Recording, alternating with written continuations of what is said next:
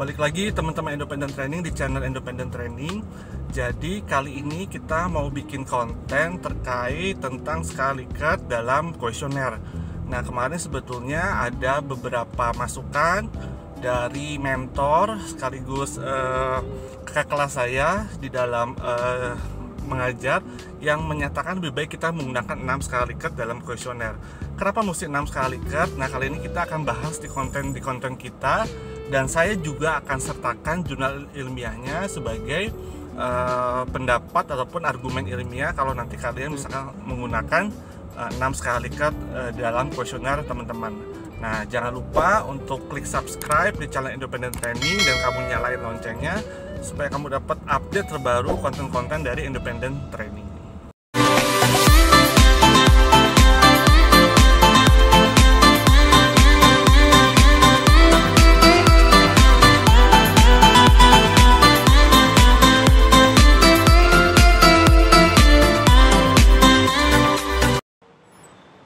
Oke, nah sekarang kita mau bahas lebih lanjut terkait tentang skala Likert ganjil atau genap.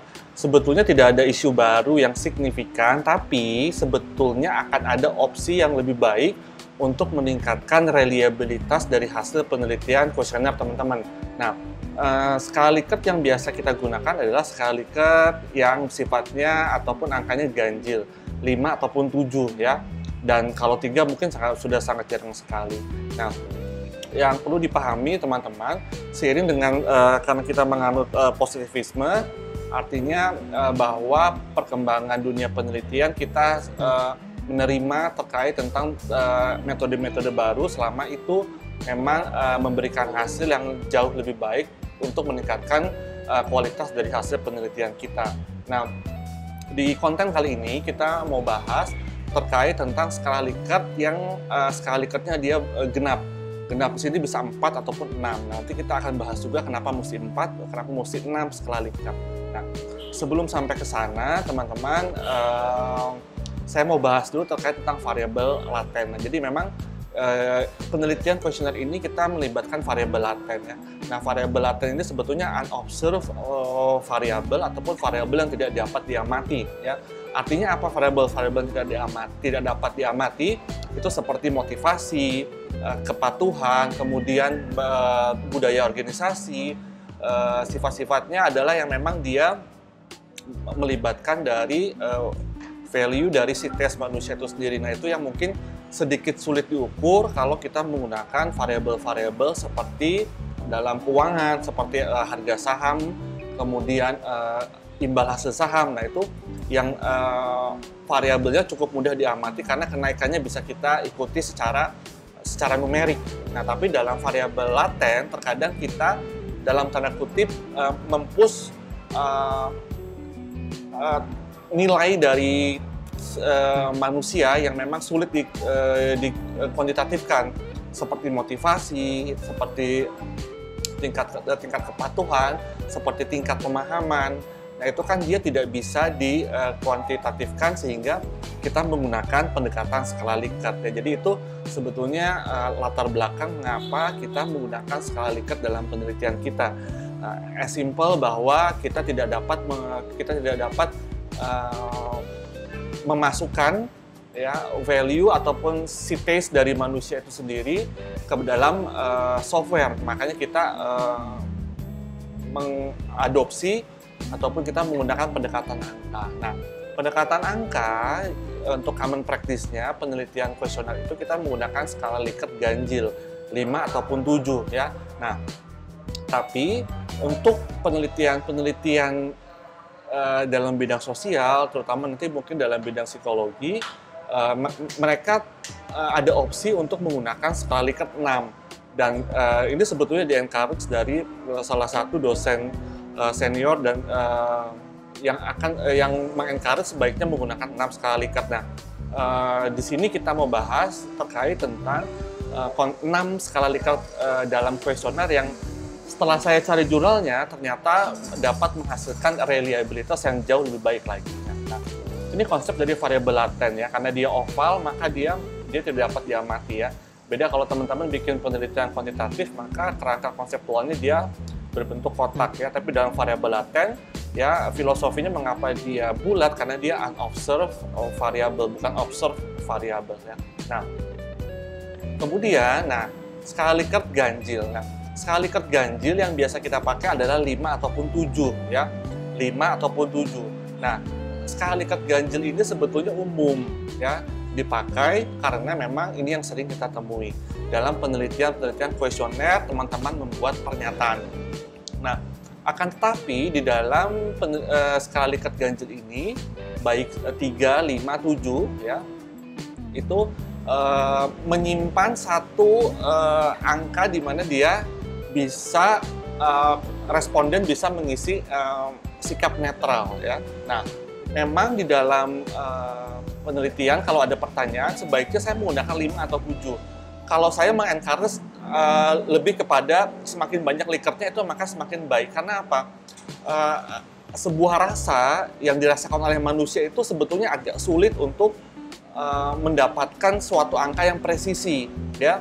Kalau Anda mungkin tidak suka dengan suatu barang, mungkin Anda agak sulit untuk bisa mengekspresikan seberapa besar Anda tidak suka. Maka dari itu, pada saat skala Likert dibuat lebih banyak Likertnya, maka itu diharap mampu untuk mewakili perasaan responden ataupun manusia ya, di dalam memberikan pernyataan sikap ya, dibandingkan misalkan ini yang paling ekstrim sekali ya, iya dan tidak ya. Nah, iya dan tidak ataupun hanya dua pilihan itu pernyataan yang sebetulnya mungkin kita bisa bilang itu sangat tidak mewakili value dari manusia itu sendiri. Karena apa? Mungkin manusia memiliki tingkat ketidaksukaan yang berbeda-beda.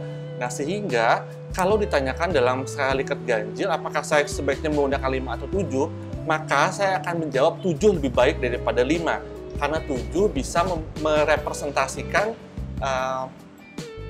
sikap ataupun sikap dari responden yang bisa jadi kalau dia tidak suka mungkin tidak sebegitu tidak sukanya, sehingga mungkin dia akan bilang tidak setuju saja. Tapi bisa jadi ada orang sangat ekstrim, sangat tidak setuju sekali gitu kan. Nah, itu yang sebetulnya harus kita apresiasi, harus kita hargai dari seorang responden ya, karena dia informan ya.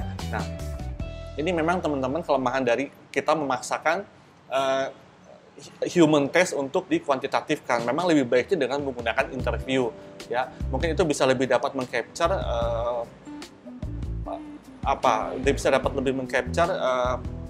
informan mengenai sikapnya terhadap suatu objek ataupun terhadap suatu variabel. Oke, ya. Nah, itu skala Likert ganjil. Nah, ternyata di dalam beberapa penelitian, nanti juga saya sertakan di dalam penelitian ini di deskripsinya ya, link untuk jurnal ilmiahnya.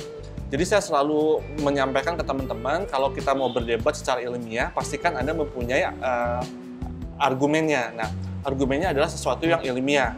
Nah, maka dari itu nanti di deskripsinya teman-teman akan ada link untuk jurnal. Kita akan berpindah kepada skala Likert genap ya. Nah, oke ya. Nah, sekarang kita pindah ke skala Likert genap ya. Nah, ini adalah skala Likert genap. Skala Likert genap itu bisa 4 ataupun 6 ya. Nah, saya ambil contoh 6 di sini ya. Nah, skala Likert genap itu ada sangat setuju sekali, sangat setuju, setuju, tidak setuju, ataupun sangat tidak setuju sekali.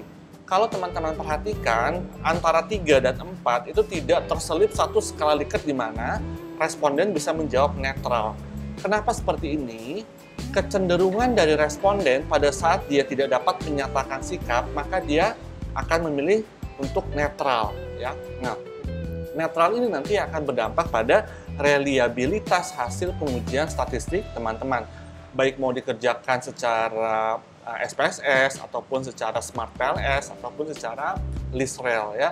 Nah, validitasnya akan terdampak karena jangan sampai semua responden majority mereka akan memilih netral.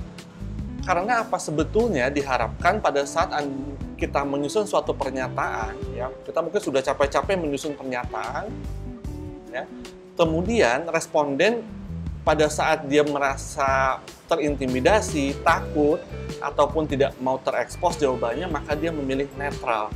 Sikap netral itu tidak bisa mewakili pernyataan suatu variabel apabila, terutama kalau mayoritas dari responden Anda memilih memilih untuk menjawab netral. Nah, itu yang sebaiknya dihilangkan di dalam penelitian kuesioner.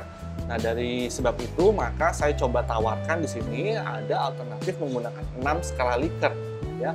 Nah, 6 skala Likert ini bisa jadi opsi juga ada 4 skala Likert ya. Jadi kalau 6 skala Likert teman-teman perhatikan sangat setuju sekali, sangat setuju, setuju, tidak setuju, sangat tidak setuju, ataupun sangat tidak setuju sekali. Itu 6. Kalau 4 kita mungkin bisa bilang menjadi sangat setuju, setuju, tidak setuju, sangat tidak setuju ya. 4 dan 6. Mana yang lebih baik? 6 ya. Seperti konsisten tadi saya menjawab kalau 5 dan 7 saya akan pilih 7. Kalau 4 dan 6 saya akan pilih 6. Karena 6 bisa mewakili sikap ataupun sikap dari responden terhadap suatu pengamatan objek ataupun variabel. Nah, ini adalah opsi untuk 6 skala Likert. Nah, sekarang yang terpenting adalah argumentasi ilmiahnya. Oke.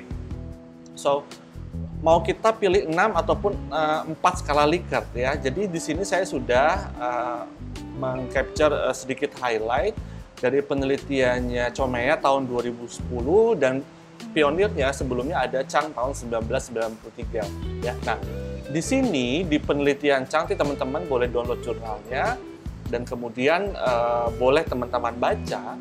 Di penelitian Chang tahun 1993 ini dia menggunakan skala Likert 4 dan 6. Hasilnya 6 skala Likert itu jauh lebih baik untuk reliabilitasnya ya. Nah, itu untuk penelitiannya Chang. Jadi ini untuk mensupport teman-teman menggunakan 4 atau 6 ya. Jadi kita pilih 6. Dan penelitian berikutnya dari Chomeya tahun 2010 ini adalah argumentasi kalau teman-teman mau menggunakan skala Likert ganjil atau genap. So, yang pertama yang teman-teman perlu nanti jurnalnya adalah penelitian Chomeya itu sendiri. Karena Chomeya itu nanti akan mensupport teman-teman untuk memilih 6 skala Likert. Dan penelitian Chomeya itu nanti akan disupport oleh penelitiannya Chang. Kenapa bukan 4? Nanti kalau ditanyakan oleh dosen penguji, kenapa mesti 6? Karena dalam penelitiannya Chang tahun 1993 berdasarkan respondennya Chang ya. Jadi hati-hati ada asumsinya. Nah, penelitian Chang itu bilang bahwa 6 skala Likert itu much better di dalam in terms of reliability ya. Nah, kita berpindah ke penelitiannya Chomeya. Chomeya itu dia lebih kepada psikologi ya.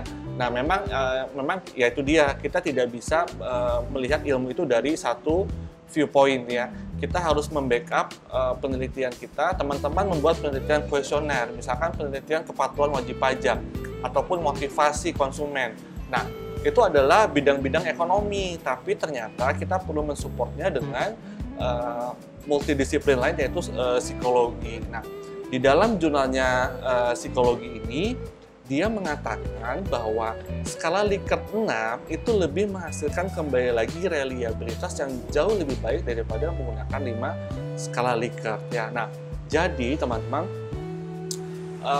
ini adalah menjadi diskresinya pembimbing, artinya ataupun teman-teman dalam membuat tugas akhir mana yang lebih baik 3, 5, 7, 4, 5, 6 itu tidak ada yang salah ya. Tapi kembali lagi yang terpenting adalah argumentasi ilmiahnya. Kenapa kita tidak menggunakan 6 kalau memang ternyata dengan menggunakan 6 skala Likert itu akan menghasilkan hasil uji yang jauh lebih baik lagi untuk penelitian Anda.